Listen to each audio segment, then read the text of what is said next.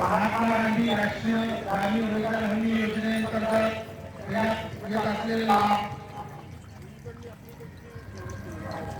तसेच सूक्ष्म सिंचनासाठी खाजगी विक्रेत्यांमार्फत माहितीसाठी पॅनल तयार करण्यात आलेला आहे। त्यानंतर शेती विकासासाठी विविध राष्ट्रीयकृत वित्तपुरवठा संस्था यांच्यामार्फत अन्न प्रक्रियेसाठी दिले जाणारे अर्थसहाय्य, त्यानंतर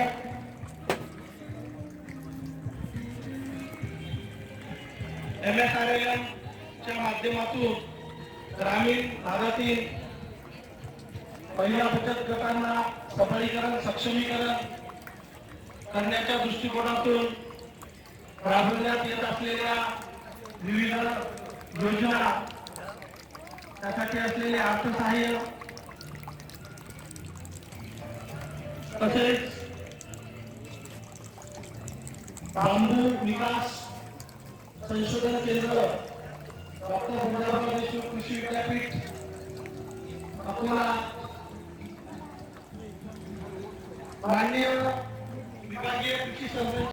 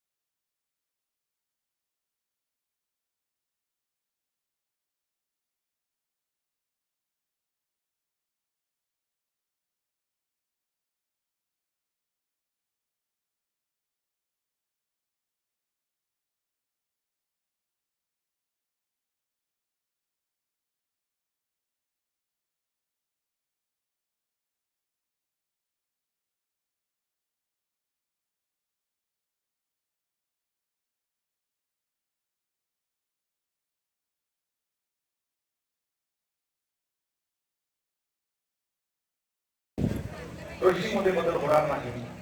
पशुसंवर्धनमध्ये बदल होणार नाही आणि आत्माच्या मार्फत जे तंत्रज्ञान प्रसाराचं काम केलं जातं ते अत्यंत बहुमोल असं काम गावागावापर्यंत आत्माच्या माध्यमातून वेगवेगळ्या योजनांच्या माध्यमातून आमच्या शेतकऱ्यांच्या दारापर्यंत शेतकऱ्यांच्या गोठ्यापर्यंत शेतकऱ्यांच्या बांधावरती कृषीशी निगडीत तंत्रज्ञान पोहोचत आहे आणि त्याच्यामुळे खऱ्या अर्थाने आमच्या ग्रामीण भागामध्ये सातत्याने बदल दिसतोय आणि ज्या पद्धतीनं तंत्रज्ञानाचा स्वीकार करायचा आहे शेती आपल्याला फायद्यात आणता येणार,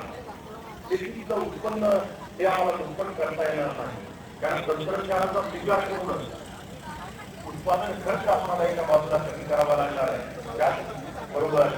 उत्पादन पण वाढवावं लागणार आहे आणि तिसरी महत्वाची बाब आहे तुमचं उत्पादन वाढून थांबणार नाही तर उत्पादनाला आपल्याला चांगलं बाजार मूल्य पण मिळालं पाहिजे आणि त्यामुळे खरेदी विक्रीमध्ये आपल्याला उत्पन्न